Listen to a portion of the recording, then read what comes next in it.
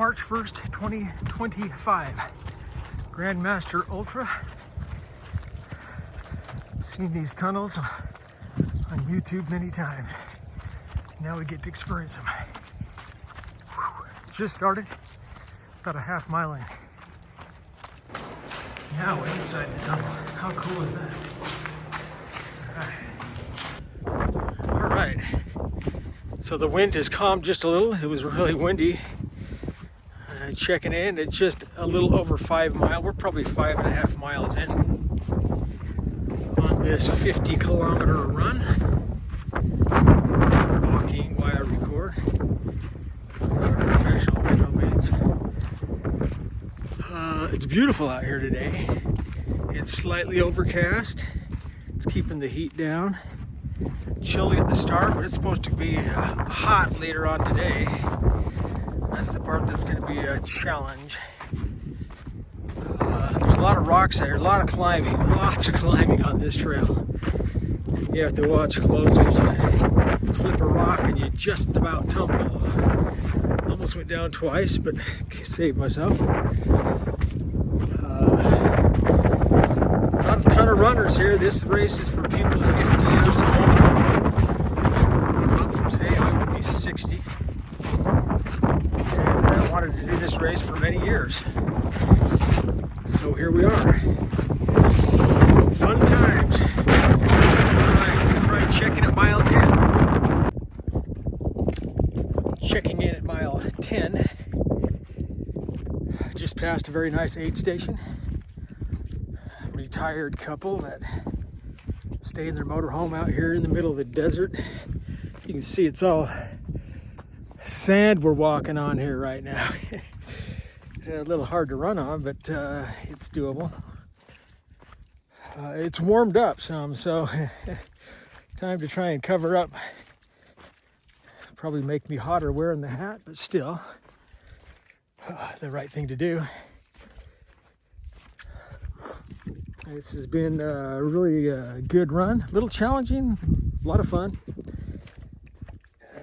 Grace is doing this run too. She's probably back there 2 or 3 miles would be my guess. The first 5 miles was just brutally challenging, uphill the whole way. Some was so steep you had to walk it. But it's flattened out some here. We're near 3 corners where Utah, Nevada, and Arizona touch. This race used to go to that point. I'm not sure why it doesn't anymore. Probably politics. But at any rate, it gets close. It kind of follows, the whole thing is the shape of a stork. We've done nothing but climb from the feet all the way up to now we're at the beak. It's going to go across the head and way around and come back and then straight back down. All right, check in at mile 15. This section of the race is pretty cool. Lots of Joshua trees. I mean, all around. Very cool. All right, approaching mile 15 here. It's definitely warmed up. Mountain range over there is what you would see driving east of Mesquite and up through the gorge as you go to St. George. You get out here in the desert and you feel like you're away from everything. You don't really have any perspective that there's cities or anything out not too far in the distance. But it's pretty cool. Probably, I don't know, 100, 150 people running this race. But they're all spread out. I occasionally see 1 or 2 people. Some of the aid stations are not manned. You just like show up and there's water and you just kind of help yourself. Pray you don't get sick on it.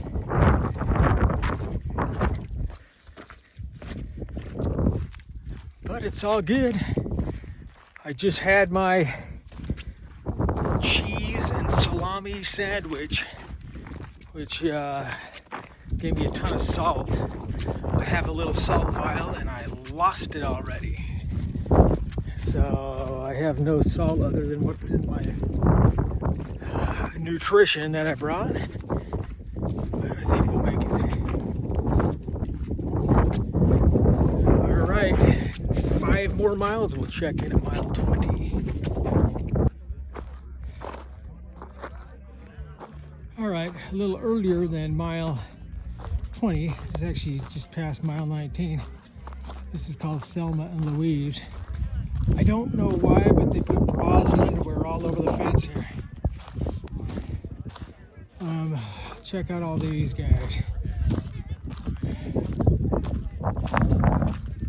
I think that would be right up somebody's alley. I know.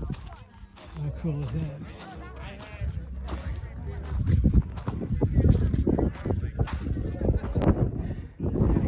Anyway, the last aid station was the best of them all. They had everything you can think of, even peppers. They had pickle juice, pickles, soup. It was fantastic. Spent about 10 minutes there. All right, see you at 25. All right, I gotta take one more. Massive gorge here. This feeds what's known as Beaver Dam in Littlefield. As you can see off in the distance there, that's Littlefield, Arizona. I've lived in Arizona nearly 30 years, and most people in Arizona have never heard of Littlefield. Probably because you can't get to it unless you drive through Nevada or Utah, or perhaps if you fly in a helicopter. All right. Anyway, that's pretty cool. It's a big drop off over there. I mean, it's massive. The trail goes right by it. We're on the outside of the stork's belly. We're going to go under the underneath belly and back to the legs and then straight back down. We still have about a half marathon to go, give or take. All right. Check-in mile 25. Whew. That's a hill behind me. There's more of that hill in front of me. Out here foraging in the desert. 25 miles. We have a 10K left to go.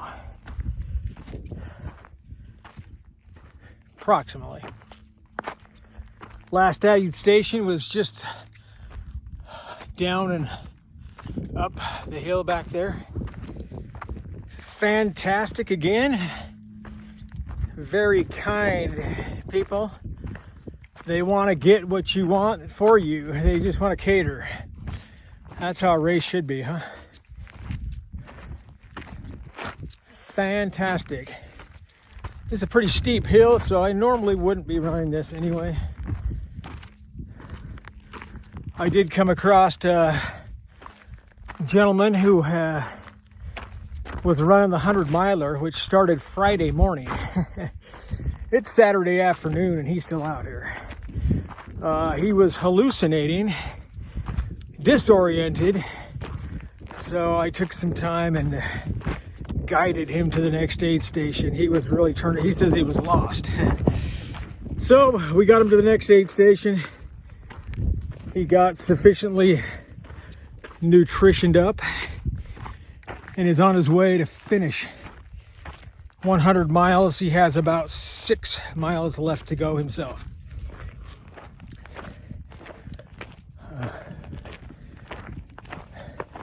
Quite a few people we met out here.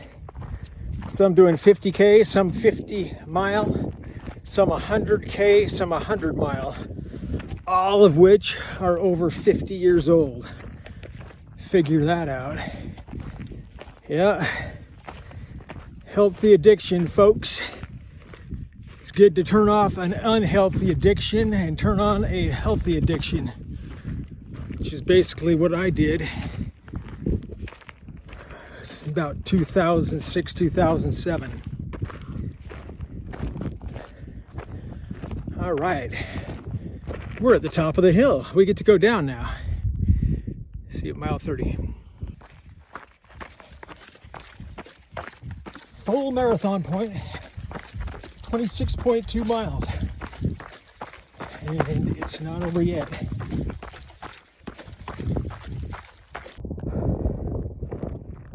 Mile 30.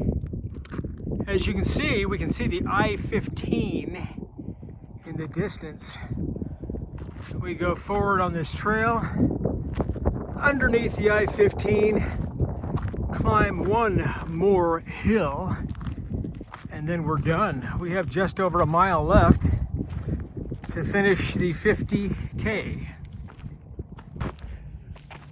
When we first got into running,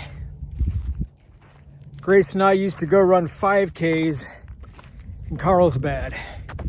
It's a renowned 5K. People, it's very busy. They do one after the other by age group. There's so many people that run it.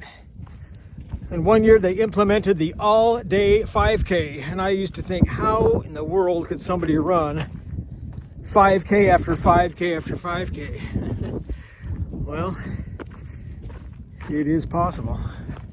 Today we will have completed 10 5Ks for a little over 31 miles. Mile 30, I'm actually feeling pretty good. I don't know what's going on. Best I felt almost in the whole race right now. So looking forward to finishing. My calves are tight. Haven't cramped, but they're tight. Giving them plenty of electrolytes, but I think they're telling me, hey, we've had enough for the day. So I need to go stretch them. And then, as they say in Japanese, we're gonna yashimbo.